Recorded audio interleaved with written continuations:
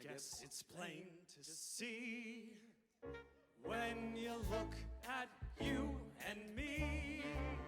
Do you remember many weeks ago when Different As Can Be was talked about on this channel? The final point in that song was basically that although there was this tension between Voldemort and Quirrell, underneath all of that there was a caring there that would become more apparent as the musical went on. With this song, the reprise of Different As Can Be, that caring really comes to fruition. So in the musical, what happens is Voldemort finally convinces Quirrell to go out and have a drink.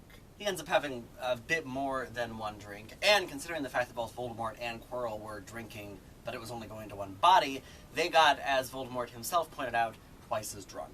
And as a result of this, Voldemort actually allows himself to be vulnerable. One of the biggest things about that first Different As Can Be is how disparaging Voldemort was toward Quirrell. And the reason for this is that Voldemort was putting on this very macho Dark Lord persona, and so the fact that Quirrell didn't immediately match that just kind of caused him to, make fun of him the entire time. But with this song, he drops that persona, and he allows himself to be more vulnerable around Quirrell. And he finally accepts the fact that Quirrell isn't just a servant or just a Death Eater, but he's actually a friend.